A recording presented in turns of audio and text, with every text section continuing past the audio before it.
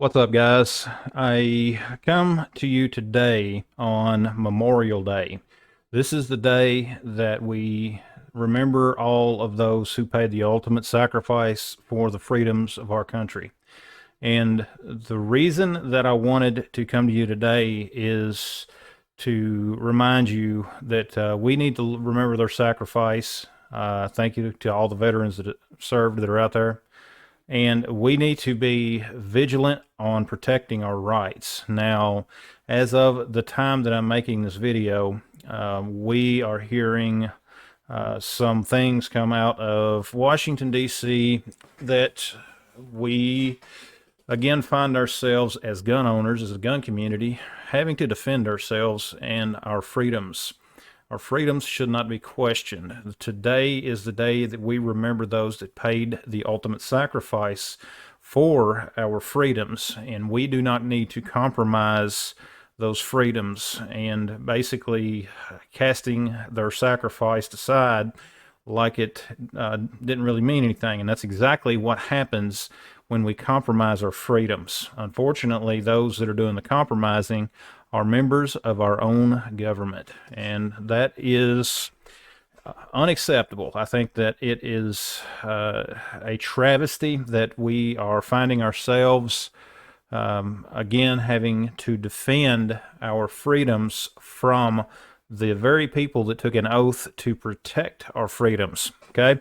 And what do I mean by that? Well, as many of you all know about the tragedy that happened recently, and since then, what we're seeing is a lot of so-called Republicans that are now looking to side with the Democrats and push for some type of gun control. Now, let's just look at an article that we have here. Of course, this is CNN, but what we do see in this article, it is very clear that McConnell says that he has directed, other Republicans, Cornyn, to engage with Democrats on a bipartisan solution on gun violence.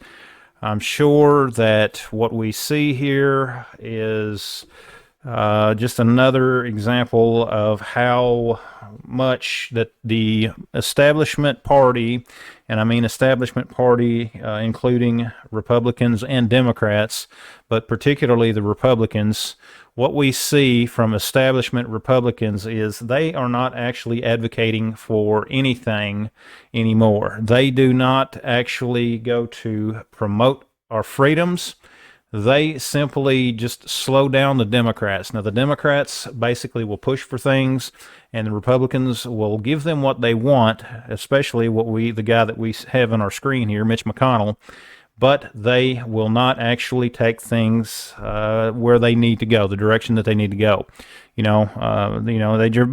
just tell the Democrats to slow down, and still give them what they want. And what we see here with McConnell directing them, they're looking to try to find some kind of a compromise with the Democrats on our rights once again. And of course, Mitch McConnell, like many of the politicians in Washington, I believe that Mitch McConnell is what we should consider to be one of the poster children of why we need term limits.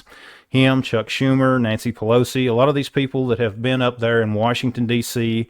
their entire lives, who have such a disconnect from the people that they are supposed to represent. The absolutely worst thing to have in government is a career politician. Okay, that's the problem right there. Career politicians are why Washington is in such a mess.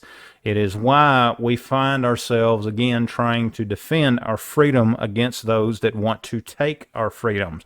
And instead of actually standing up for our rights, they're just compromising. They're wanting to go right along with the radical liberals and take away our rights, or try to. I really don't think that they're going to be able to get a lot through Congress. I don't think that they're going to be able to get a lot of their own. I think that there are a few Democrats in more conservative areas that are not going to give in on this. However, it is still a threat. It is still a risk as far as what could potentially happen with our rights. I think that we need to be very vigilant. I'm going to leave a link down in the description below this video where you can go and actually look up your representatives and send them an email. Tell them that we do not and will not accept any compromise of our freedoms.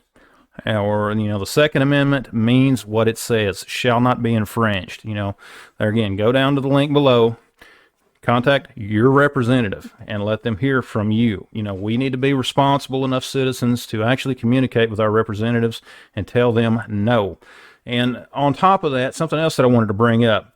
We not only need a group of politicians and representatives in Washington that simply try to slow down the liberals in what they're wanting to do.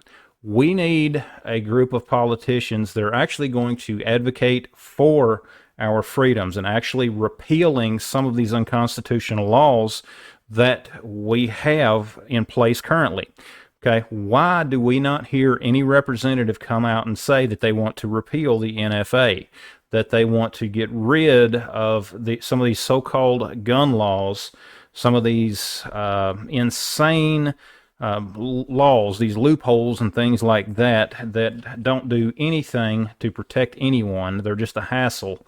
Perfect example, as many of you guys are aware, if you're in the gun community, the difference between an AR pistol and an AR rifle, and a short-barreled rifle, it's basically a piece of plastic. It's the buttstock or a brace. If you take a brace off of your pistol and you put a stock on there without going through the proper paperwork, paying the government extortion fee, you become a criminal.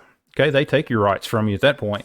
It is an absolute travesty. Why is something like that even allowed? Where is a representative that is going to say, okay, we're going to get rid of some of these nonsense laws? That's what we really need, is we need people that actually do what the title is supposed to say.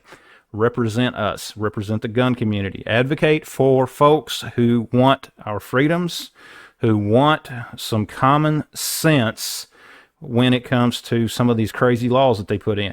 Get rid of some of them. They do nothing. They don't do anything to protect people. All they do is make it harder for law-abiding citizens. Suppressors, okay?